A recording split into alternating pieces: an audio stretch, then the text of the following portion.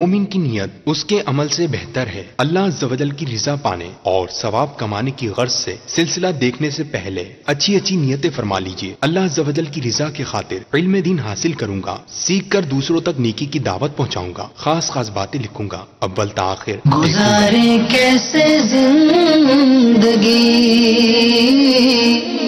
آؤ علماء سے پوچھ لے،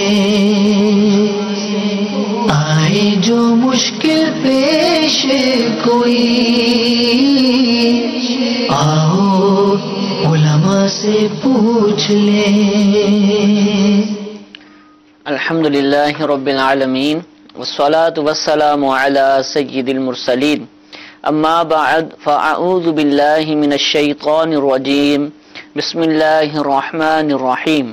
الصلاة والسلام علیک یا رسول اللہ، الصلاة والسلام علیک یا حبیب اللہ، الصلاة والسلام علیک یا نبی اللہ، وعلی آلک واصحابک یا نور اللہ۔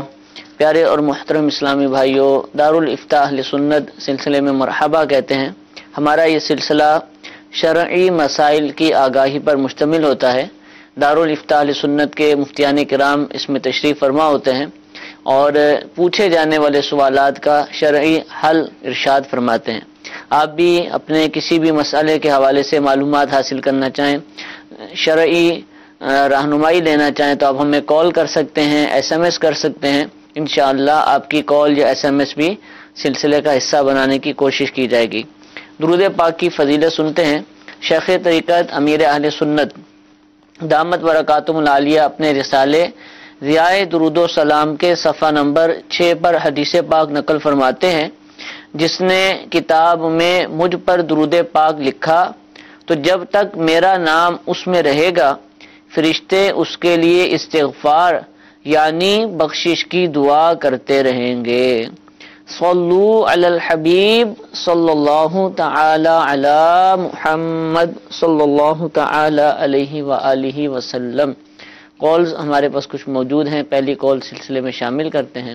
جی، میرا سوال یہ ہے کہ 4 رکعت والی نماز یا 2 رکعت والی نماز کے آخری قعدہ میں اگر مقتدی یا امام جو ہے وہ التحیات للہ کے کچھ الفاظ مس کر جائے، بھول جائے اور آگے درود شریف اور رب جعلنی پوری پڑھ لے تو کیا اس کے اوپر سجدہ سہو واجب ہوتا ہے؟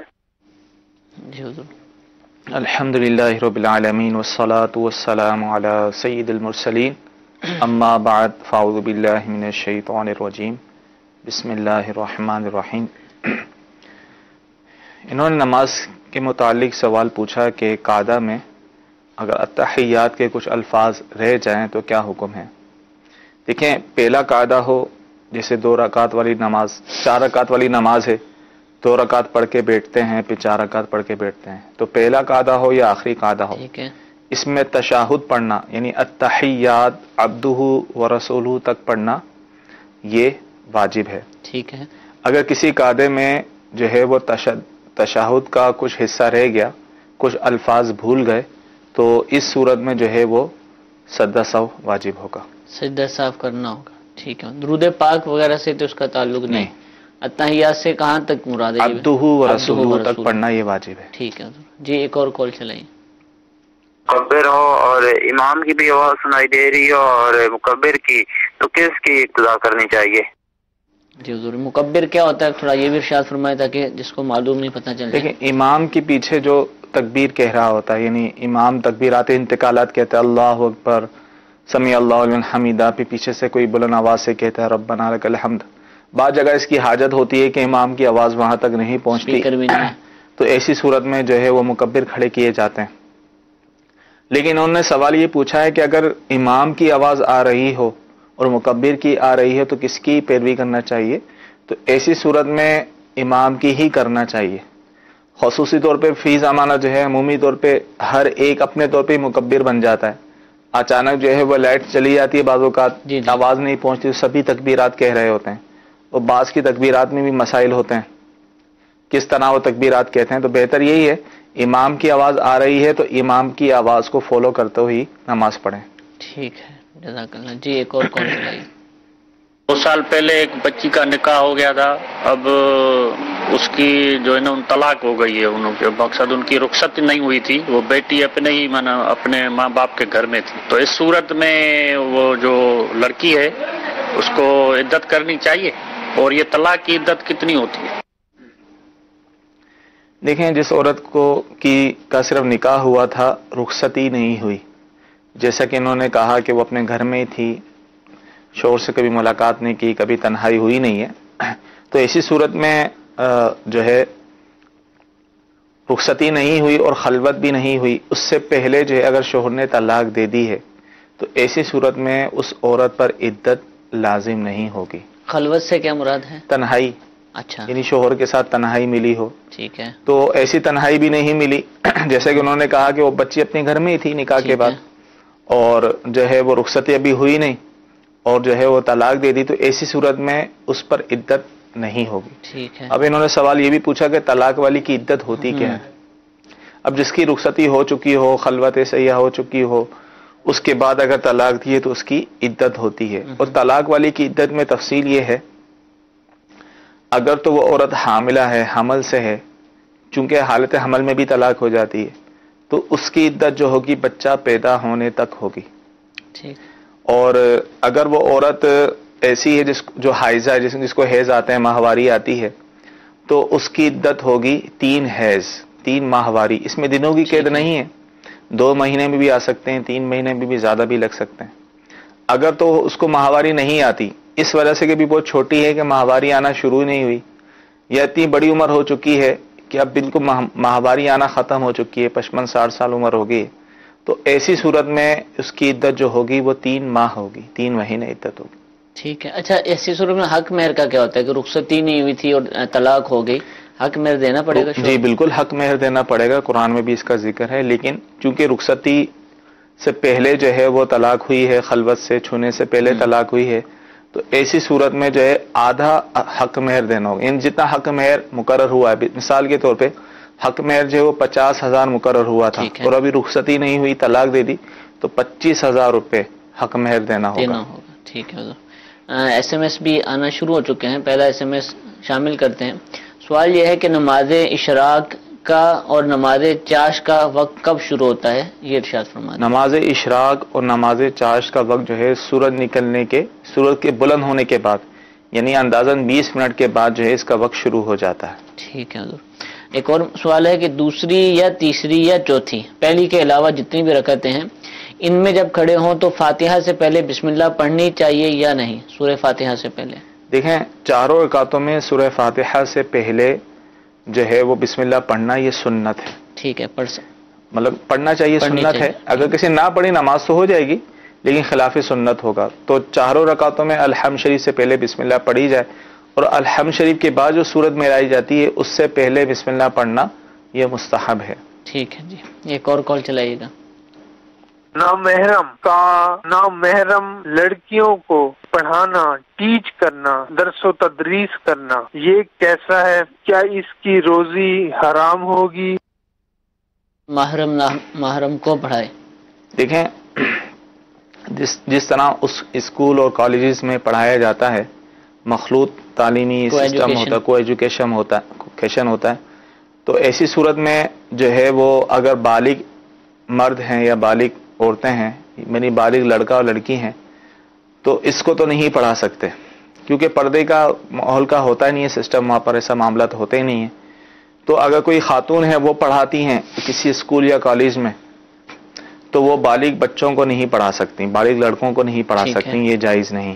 اسی طرح کوئی سر ہیں، وہ اگر اسکول اور کالج میں پڑھاتے ہیں تو بالغ بچیوں کو نہیں پڑھا سکتے۔ ٹھیک ہے، تو اس طرح کو ایجوکیشن میں جب پڑھانا یہ جائز نہیں ہے، البتہ روزی کو حرام نہیں کہیں گے، روزی حلال ہی کہیں گے۔ ٹھیک ہے، وہ جو فعل ہے دیکھنے کا اور یہ سارے معاملات وہ جائز نہیں ہیں، اس پر لازم ہوگا اس کو چھوڑ دے، اور ایسی جگہ تعلیم ہو جہاں مخلوط نہ ہو، عورت کو ہی پڑھائے، مرد کو ہی، بالغ بچوں کو ہی پڑھائے۔ اور ایسی جگہ مل بھی جاتی ہیں، بالکل مل جاتی ہیں، بالکل بھی کوئی صورت نہ بنے، بلکہ دارالمدینہ جو کہ دعوت اسلامی کا اسکولنگ سسٹم ہے، اس کے اندر جو چھوٹے بچے ہیں، بھلے وہ نرسری کے ہیں، پری نرسری کے ہیں، 1 کے ہیں، ان کو جو پڑھانے والے غالباً مرد ہی ہیں، اور یا لڑکیوں کے اسکول الگ ہیں، تیسری کلاس تک جو ہیں وہ تو کمبائنڈ ہیں، کلاسیں بچے الگ ہوتی ہیں، پڑھاتی باجیاں ہی ہیں، ٹھیک ہے، پھر آگے جا کے تیسری کلاس کے بعد پھر الگ سپریشن ہو جاتے ہیں، پھر سر آ جاتے ہیں. تو یہ احتیاط بھی کی جاتی ہے الحمدللہ. تو اور بھی بہت سارے ادارے ہیں جہاں پر اس طرح سپریشن ہوتی ہے، تو اگر دیکھا جائے تو آپ وہاں پر بھی تعلیم حاصل کر سکتے ہیں. جی، بالوں میں وگ لگانے کے حوالے سے ہے کہ کیا اسلامی بہن بالوں میں وگ لگا سکتی ہیں؟ دیکھیں، اگر تو انسانی بالوں کی وگ ہے، اور عمومی طور پہ انسانی بالوں کی وگ بھی ملتی ہے، ٹھیک ہے، تو انسانی بالوں کی وگ لگانا یہ جائز نہیں ہے، یہ لگانے کی اجازت نہیں، مرد اور عورت دونوں کے لیے ہی حکم. ٹھیک ہے. جو ایک اور کال چلائیے گا. ہاں، اگر سوال یہ ہے کہ جو اگر انسانی بالوں کی نہ ہو، جیسے عام ہے کہ آرٹیفیشل بنائی جاتی ہے، تو وہ لگانے میں حرج نہیں ہے، لیکن جو انسانی بالوں کی وگ ہے وہ لگانا جائز نہیں. ٹھیک ہے جی، ایک کال چلائیے گا. میرا سوال یہ ہے کہ جو آیت کریمہ پڑھا جاتا ہے اس کا کوئی وقت مقرر ہے، اور یہ کتنی تعداد میں پڑھی جائے، اور یہ کس ٹائم پہ پڑھی جائے؟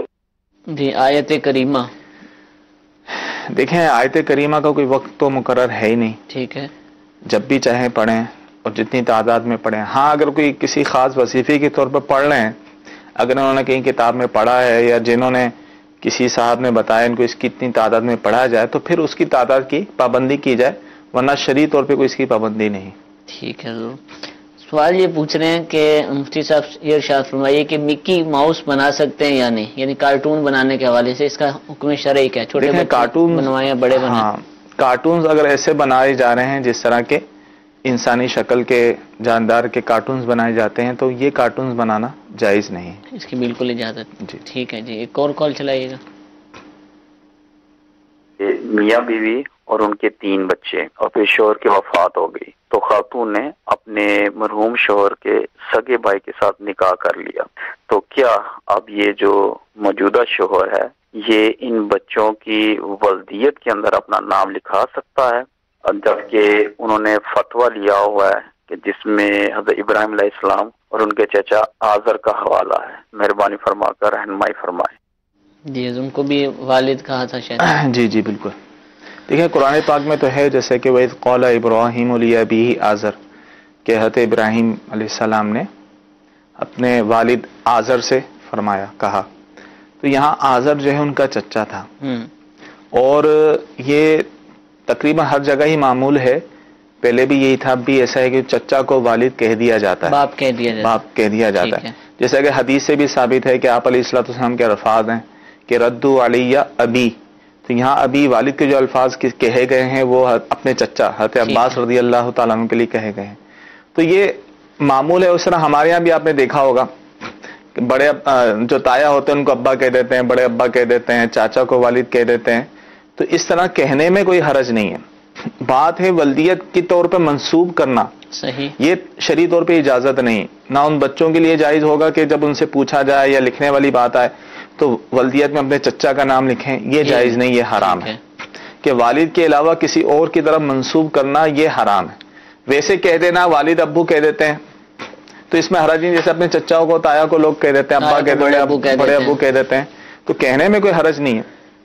لیکن بات جب لکھنے کی آئے گی، کہلوانے کی آئے گی، پوچھا جائے گا کہ آپ کے والد کون ہیں، تو انہیں اپنے والد کا ہی نام، اصل والد کا ہی نام بتانا ہوگا. اور ولدیت میں بھی اصل والد کا ہی نام لکھنا ہوگا. ٹھیک ہے ان کے چچا ہیں لیکن بطور ولدیت کے ان کا نام لکھنا یہ جائز نہیں، حرام ہے. سرپرست کے خانے میں ہاں، سرپرست کے طور پہ لکھ سکتے ہیں، ولدیت کے طور پہ اصل والد کا ہی نام لکھا جائے. ٹھیک ہے، گارڈین ہے، سرپرست ہے تو کر سکتے ہیں. سوال یہ پوچھ رہی ہیں کہ اگر شوہر اپنی بیوی کو بے پردگی کرنے کا حکم دے کہ بے پردہ چلو، میرے ساتھ بائک پر بیٹھ کے چلو اور اس طرح کی چیزیں، دوپٹے کے بغیر باہر نکلو، تو اب وہ کیا کریں؟ حکم مانے گی؟ بالکل نہیں مانے گی، کیونکہ شوہر کے حکم کی اطاعت جب کرنی ہے جب اس کا کوئی حکم شریعت کے خلاف نہ ہو. ٹھیک ہے، کہ جس کام میں اللہ تبارک تعالیٰ اس کے پیارے حبیب صلی اللہ علیہ وسلم کی نافرمانی ہو، اس کام میں کسی کی فرما برداری جائز نہیں. اب پردے کا تو شرعاً حکم ہے، ٹھیک ہے، قرآن و حدیث میں. تو اگر وہ بے پردگی کا کہتا ہے تو شرعی طور پہ اس کی بات ماننا ہی جائز نہیں ہے.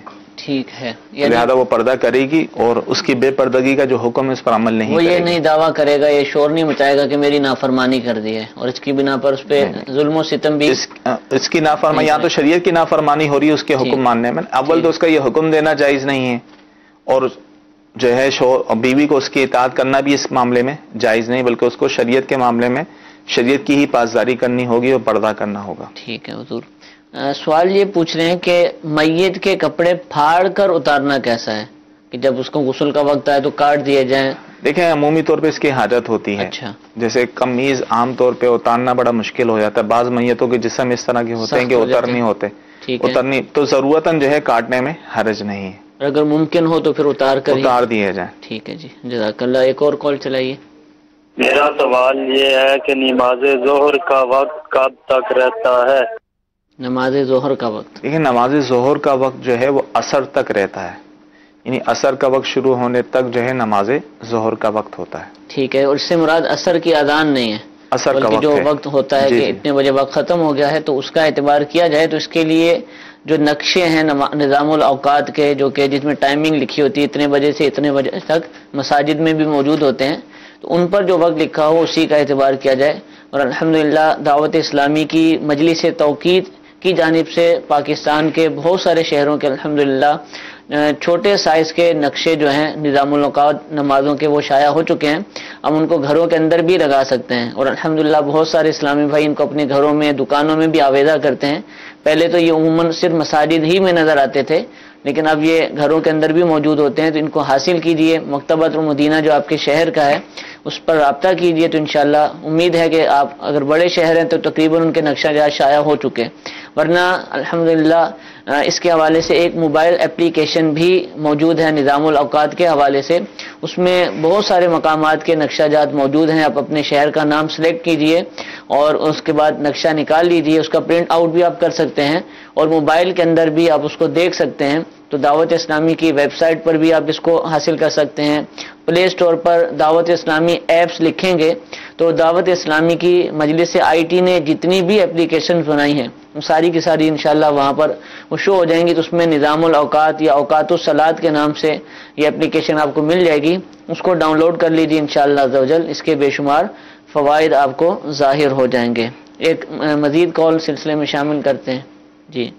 میرا سوال یہ ہے کہ آج کل جیسے حق میں نکاح کے ٹائم حق مہر ادا کرنا ہوتا ہے، اس کی مقررہ قیمت کتنی بنتی ہے عام آدمی کے لیے؟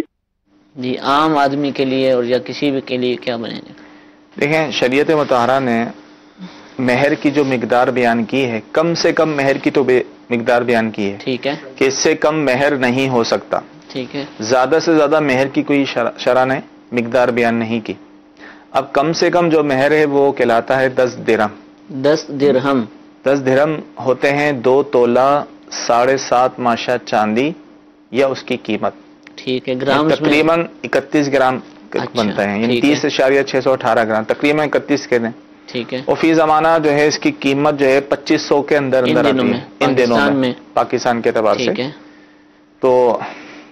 تو جب بھی مہر مقرر کرنا ہو تو یہ ضرور دیکھ لینا چاہیے کہ چاندی کی قیمت کیا ہے، ٹھیک ہے، یہ فگر یاد کر لیں کہ 2 تولہ 7.5 ماشا چاندی، 31 گرام چاندی کے آسانی کے طور پہ کر لیں، ٹھیک ہے، اس سے کم جو ہے مہر نہیں ہونا چاہیے، اگر کسی نے اس سے کم مہر رکھا تو وہی جو ہے 31 گرام کے قریب جو بھی 10 درہم ہے اس کی جو مہر کی قیمت بنتی ہے وہی دینا لازم ہوگا، ٹھیک ہے، لیکن زیادہ سے زیادہ شرع نے اس کی کوئی قید نہیں لگائی۔ ازواج مطہرات کے حق مہر 500 درہم تک بھی تھے، بی فاطمہ الزہرا رضی اللہ تعالیٰ عنہا کا مہر جو ہے ایک روایت کے مطابق 150 تولہ چاندی تھا، تو لہذا زیادہ کی کوئی حد نہیں ہے، لیکن مہر اتنا رکھا جائے کہ جس کی ادائیگی آسانی سے ہو اور دینے کا بھی ارادہ ہو، اور شادی کے موقع پر ہی فوری حق مہر دینا لازم نہیں ہوتا، وہ اسی لوگوں کے ذہن میں یہ سوار ہے کہ فوری دینا ضروری ہے، اسی لیے جو ہے وہ پہلے معاف کروا دیتے ہیں، کہ وہ سمجھتے ہیں کہ اگر حق مہر نہ دیا تو باقیہ معاملہ جائز نہیں ہوں گے، ایسا نہیں ہے، ہرگز نہیں ہے، وہ معاف نہیں کروانا چاہیے۔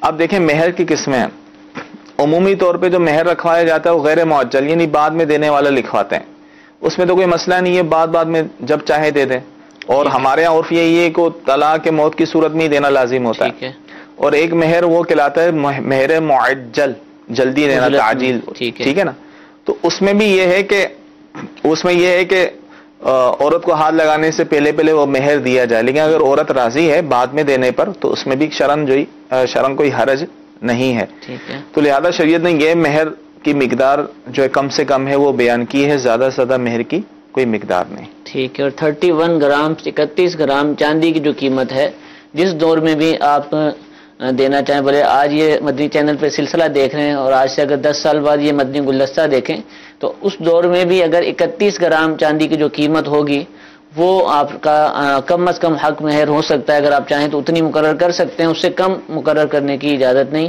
زیادہ کی کوئی بھی حد. دیکھیں بعض نکاح نامے میں آپ نے دیکھا ہوگا 32 روپے آٹھانے. جی جی یہ مشہور ہے. 32.5 روپے یہ تقریباً تھا.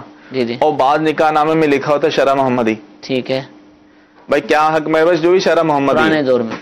اب تو 32 روپے آٹھانے جو ہے وہ رکھوایا، جس وقت رکھوایا تھا اس وقت اگر وہ 10 درہم کی قیمت نہیں بنتی تھی تو وہ مقدار پوری کرنی ہوگی. ٹھیک ہے.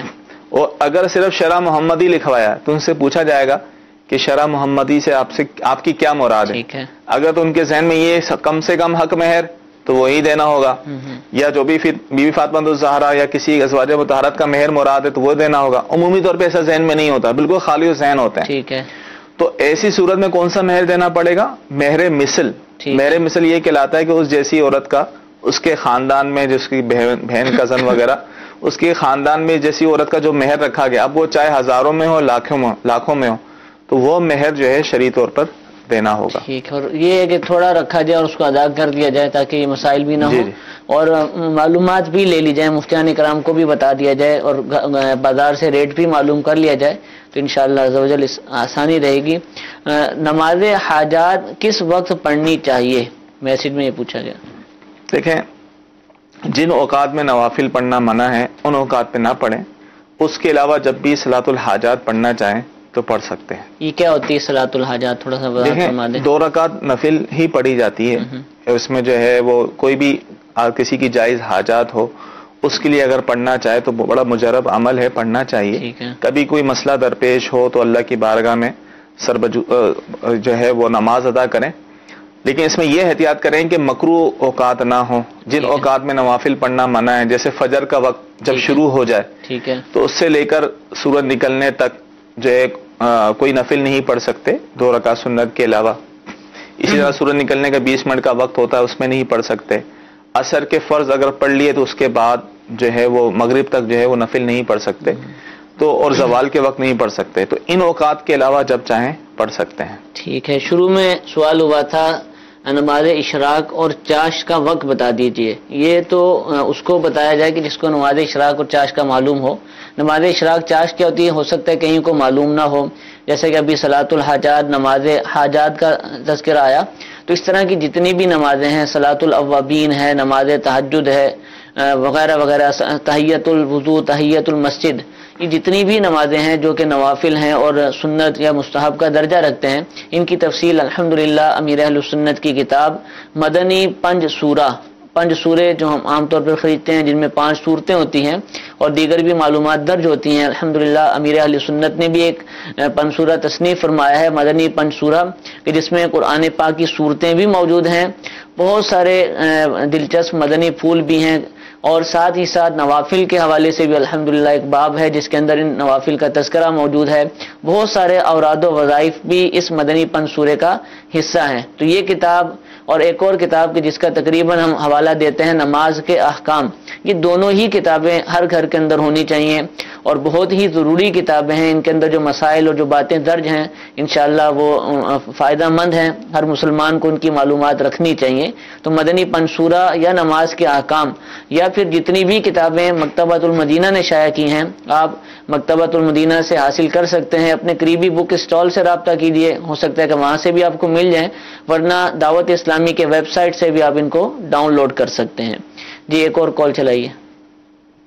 میں جب بھی نماز وغیرہ پڑھتا ہوں نا تو مجھے بار بار یہ خیال آتا ہے کہ میں پتہ نہیں قرآن صحیح پڑھ رہا ہوں کہ نہیں پڑھ رہا ہوں. ایک یہ سوال ہے، اور دوسرا سوال میرا یہ ہے کہ جس ٹائم وضو کے دوران منہ دھوتے ہیں تو وہ کہاں سے لے کر کہاں تک منہ دھونا چاہیے؟ جی حضور. دیکھیں ان کو خیال آتا ہے نماز پڑھتے ہیں کہ میں قرآن پاک صحیح پڑھ رہا ہوں یا نہیں، تو یقین حاصل کر لیں، کسی قاری صاحب کو جو ہے وہ سنا دیں کہ میری نماز سنیں، میرا قرآن پاک سنیں کہ میں صحیح پڑھتا ہوں یا غلط پڑھتا ہوں. ٹھیک ہے. اور یہ ہر ایک کو میرا مشورہ یہ ہے کہ سنانا چاہیے، بعض اوقات ایسا ہوتا ہے کہ آدمی بچپن سے نمازیں یاد کی ہوئی ہوتی ہیں، غلطیاں ہو چکی ہوتی ہیں تو اندازہ نہیں ہوتا، تو جب تک کسی کو سنائیں گے نہیں غلطی کا احساس نہیں ہوگا. تو ایک دفعہ سنا لیں گے اور قاری صاحب عالم صاحب آپ کو مطمئن کر دیں گے ہاں ٹھیک ہے آپ بالکل صحیح پڑھتے ہیں، پھر خیال آپ کو خیال بھی نہیں آئے گا. اور اگر واقعی غلطیاں کرتے ہیں اور قرآن پاک درست نہیں پڑھتے تو درست پڑھنا سیکھیں باقاعدہ، ٹھیک ہے، مخارج کے ساتھ پڑھنا یہ ضروری ہے.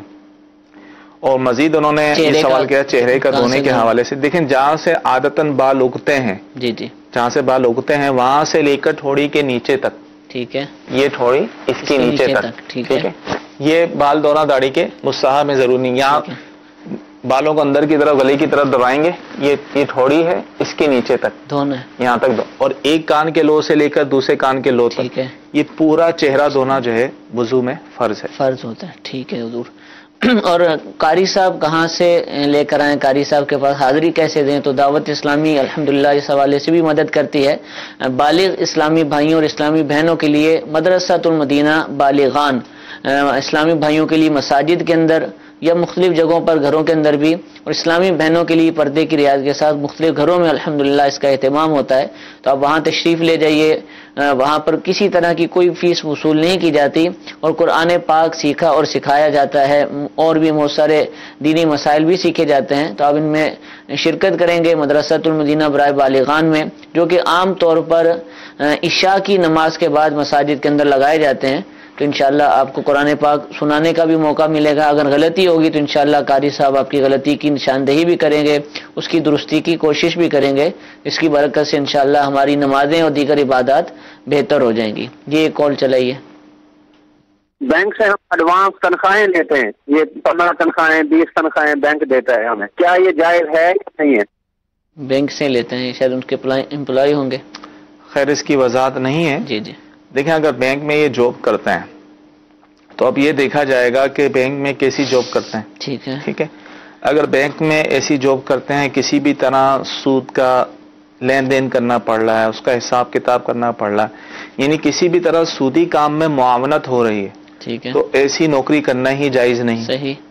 اگر بینک میں ایسا کام کرتے ہیں جس میں ان کا سودی معاملات میں کوئی دخل نہیں، نہ کوئی معاونت ہے، جیسے کوئی چپڑاسی ہے، چوکیدار ہے، بینک کا ڈرائیور ہے، ان کی سودی معاملات میں کوئی مدد نہیں ہوتی، تو یہ نوکری کرنا ان کا جائز، ان کی روزی بھی حلال. تو اگر جائز نوکری ہے تو ایڈوانس میں بھی پیسے لے سکتے ہیں. ٹھیک ہے. اور اگر یہ صورت ہے ایڈوانس میں لینے سے ان کی مراد یہ ہے کہ بینک ان کو قرض دیتا ہے، جی، یعنی جس کمپنی میں ملازم ہے ان سے وصول کر لیتا ہے اور ان کو قرض دے دیتا ہے. جی جی. تو ان سے قرض لیتا ہے بینک سے، ٹھیک ہے، تو اور واپسی جو ہے اس کو زیادہ لٹانا پڑ رہا ہے، تو ایسی صورت میں یہ تو سود ہو جائے گا، جو کہ جائز نہیں. ٹھیک ہے، بالکل جائز نہیں ہے. مقدس اوراق کہ جن پہ کلمات مقدسہ تحریر ہوتے ہیں، لکھے ہوتے ہیں، ان کو کیسے ٹھکانے لگایا جائے؟ دیکھیں اس کے 2 طریقے ہیں. ٹھیک ہے. یا تو کسی جگہ پہ جو ہے جہاں لوگوں کے پاؤں وغیرہ نہ پڑتے ہوں وہاں جو ہے کھود کر وہاں دفنا دیا جائے، جس طرح قبر بنا کے دفنا دیتے ہیں.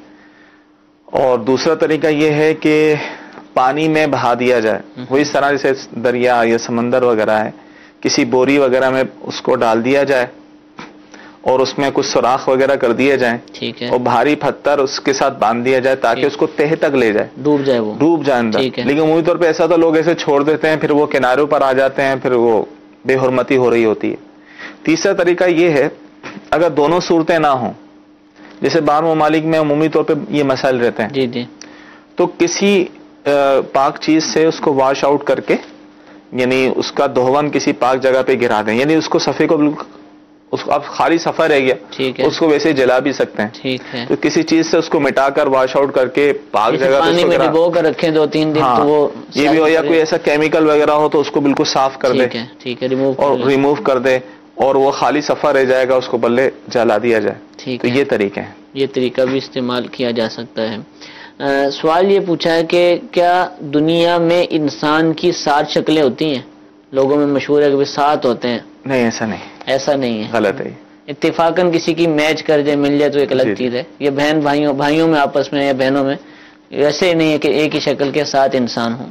یعنی اس سے مراد یہ ہو کہ سات دنیا ہے، ہر دنیا میں جو الگ الگ انسان پائے جاتے ہیں، ایسا نہیں. ٹھیک ہے جی. اچھا، اس سے پہلے جو سوال تھا مقدس اوراق کے حوالے سے، تو اس کے حوالے سے بھی الحمدللہ دعوت اسلامی خدمات سر انجام دے رہی ہے. مجلس تحفظ اوراق مقدسہ، یعنی اوراق مقدس جو ہیں کہ جن کے ٹھکانے لگانے کے حوالے سے بات کی جا رہی ہے، ان کو کس انداز سے دفنایا جائے یا ان کو پانی کے اندر جو ہے اس کو بہایا جائے، اس کے لیے بھی ہماری ایک مجلس ہے جو کام کرتی ہے، اور اس کے جو اوراق جمع ہوتے ہیں ان کو ایک طریقہ کار کے مطابق الحمدللہ ٹھکانے لگا دیا جاتا ہے. تو جو اسلامی بھائی اس کام کا شوق رکھتے ہوں اور مقدس اوراق کی تعظیم کی خاطر یہ کام کرنا چاہتے ہوں، تو ہماری اس مجلس سے رابطہ کریں. انشاءاللہ وہ آپ کو اس کام کے ساتھ اپنا معاون بنا لیں گے، تو انشاءاللہ ان کو بھی فائدہ ہوگا اور آپ کو بھی فائدہ حاصل ہوگا. جی ایک اور کال چلائیے. میرا یہ آپ سے سوال ہے کہ ایک والد ہے، اس کے 4 بیٹے ہیں. والد زندہ ہے اور بیٹا جوان ہو جاتے ہیں اور شادی کر لیتے ہیں تو ان کی بھی اولاد ہو جاتی ہے. تو اس والد کے 4 بیٹوں سے ایک بیٹا فوت ہو جاتا ہے. جب فوت ہو جاتا ہے تو حق میراث جب تقسیم ہوتی ہے تو جس کے ابو فوت ہو گئے ہیں ان کو وہ حق نہیں دیا جاتا. تو اس کے بارے میں ذرا تشریف فرمائیں. جی حضور. دیکھیں یہ مسئلہ تو رہتا ہے. دیکھیں اول تو وارث کون ہوتا ہے یہ سمجھنے کی ضرورت ہے. ٹھیک ہے. جس شخص کا انتقال ہوا، مورث جس کی وراثت تقسیم ہو رہی ہے، اس کے انتقال کے وقت جو زندہ ہو وہ وارث کہلاتا ہے. پہلے ہو گیا وہ وارث نہیں. اور وراثت تقسیم کرنے میں بھی یہ دیکھا جاتا ہے جو سب سے قریبی رشتہ دار ہے اس کو دیا جائے گا. ٹھیک ہے. قریبی رشتہ دار کی موجودگی میں دور والا محروم ہو جاتا ہے. صحیح. یہ شریعت نے اصول بیان کیے.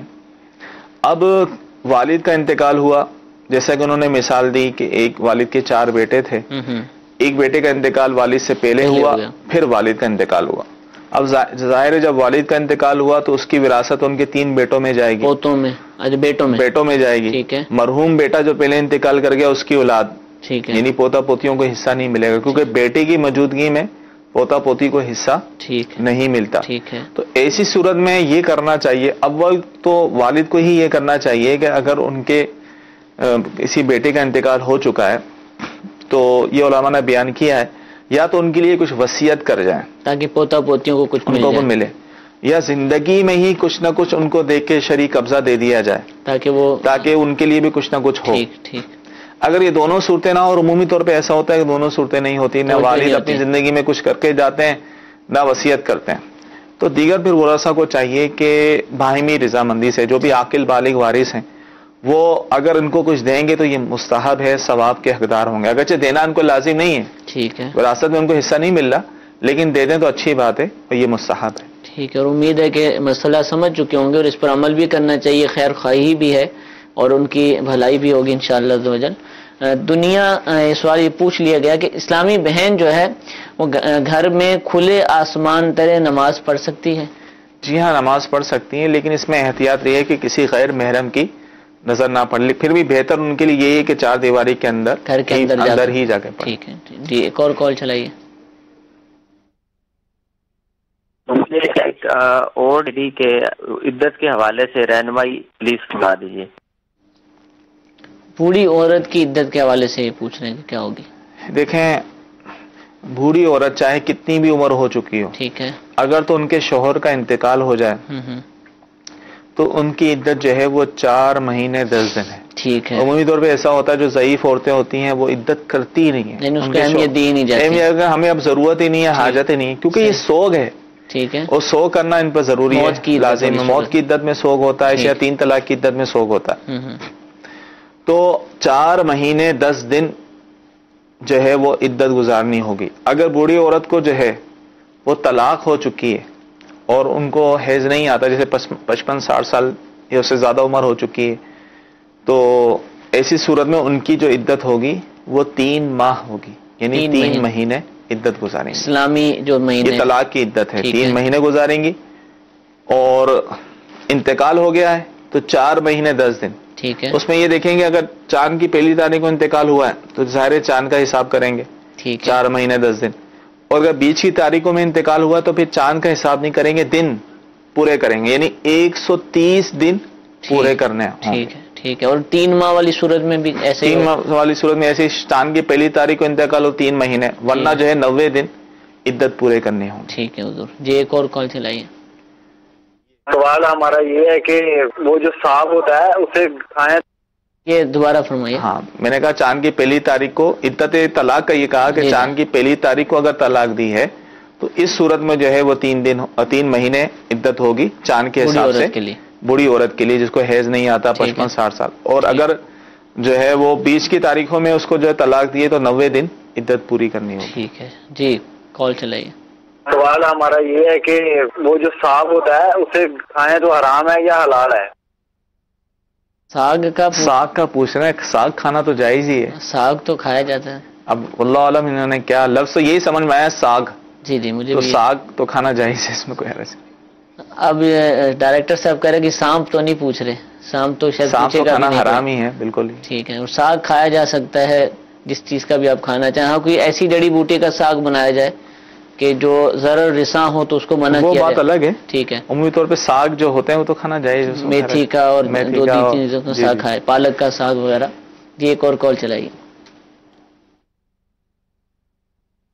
میں محمد مصطفیٰ افطاری طبہ سلطان پور سے عرض کر رہا ہوں. میرا مفتی صاحب کی بارگاہ میں یہ سوال عرض ہے کہ کیا صدقے کا گوشت گھر والے کھا سکتے ہیں, اور کیا وہ جس کے لیے صدقہ کیا جا رہا ہے اس کا صدقہ والے جانور پر ہاتھ پھیرنا ضروری ہے؟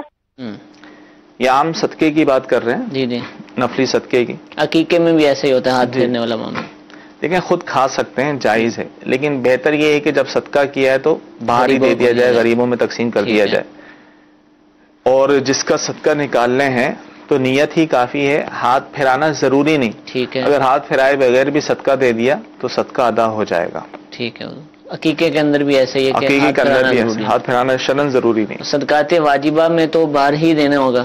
جی صدقہ جیسے منت مانی تھی میرا بچہ صحیح ہو گیا تو میں یہ صدقہ و خیرات کروں گی یا یہ تقسیم کروں گی, جانور ذبح کروں گی تو یہ کروں گا, تو ایسی صورت میں جو ہے وہ باہر ہی شریف فقیر کو ہی دینا لازم ہوگا. ٹھیک ہے. جی ایک اور کال چلائیے. پوچھنا تھا ایک مسئلہ کہ جائے نماز پر استری کرنا کیسا ہے؟ جائے نماز پر استری کرنا یعنی گھر میں کوئی بنی ہوئی اور اس پر کپڑے شرعی طور پہ جائز ہے, لیکن پھر بھی بہتر ہے کہ نہ کیا جائے. ٹھیک ہے. خاص طور پر جب اس میں خانہ کعبہ یا اس طرح کے گنبد شریف وغیرہ بنا ہو تو اس طرح نہ کیا جائے. اس کو بے ادبی تصور کیا جاتا ہے, ورنہ شرعاً جائز ہے. جی ایک اور کال چلائیے. ہاتھ کا بوسہ لینا جائز ہے؟ جی ہاتھ کا بوسہ لینا جائز ہے, جیسے علماء و مشائخ کا, پیر و زام کا لیا جاتا ہے, کیونکہ حدیث سے ثابت ہے کہ صحابہ کرام بھی آپ علیہ الصلوۃ والسلام کے ہاتھ کا بوسہ لیتے تھے. ٹھیک ہے. اس میں باقی یہ کہ شہوت وغیرہ کا معاملہ ہو, وہ سارے معاملات تو قیودات تو اپنی جگہ رہیں گے. ٹھیک ہے جی ایک اور کال چلائیے. سر سوال میرا یہ ہے کہ یہ جو لکی کمیٹی ہوتی ہے, یہ جو موٹر سائیکل وغیرہ دیتے ہیں 1000 روپے جمع کروا کر, یہ مناسب ہے یا اس میں سود آتا ہے یا اس میں حصہ لینا چاہیے یا نہیں؟ کافی دنوں بعد سوال آیا لکی کمیٹی کا. جی لکی کمیٹی یہ موٹر سائیکل والی کمیٹی ہوتی ہے, جس کی کمیٹی کھلتی ہے تو اس کو پکیا کمیٹی بھرنی نہیں ہوتی, پھر موٹر سائیکل مل جاتی ہے. تقریباً اس طرح کی مختلف صورتیں ہو سکتی ہیں. تو لہذا شرعی طور پہ جو رائج ہے ہمارے یہاں لکی کمیٹی یہ جائز نہیں, موٹر سائیکل والی لکی کمیٹی جائز نہیں ہے. ٹھیک ہے. اور دارالافتاء اہل سنت سے جو ہے اس پر تفصیلی فتویٰ بھی جاری ہو چکا ہے اس کے ناجائز ہونے پر. ٹھیک ہے. کئی مرتبہ ہمارے سلسلے میں سوالات ہوئے. احکام تجارت جو ہمارا سلسلہ ہے اتوار کے دن پیش کیا جاتا ہے, اس میں بھی سوالات ہوئے اور متعدد مرتبہ اس کا رد کیا گیا, اور امید ہے کہ کئی مسلمانوں نے اس سے خلاصی حاصل کی ہوگی, بچے ہوں گے اس کو چھوڑ دیا ہوگا, ختم کر دیا ہوگا.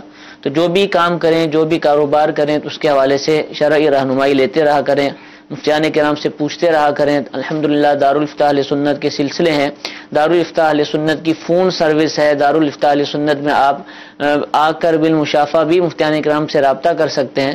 الحمدللہ مختلف ذرائع سے شرعی رہنمائی فراہم کرنے کا سلسلہ جاری رہتا ہے.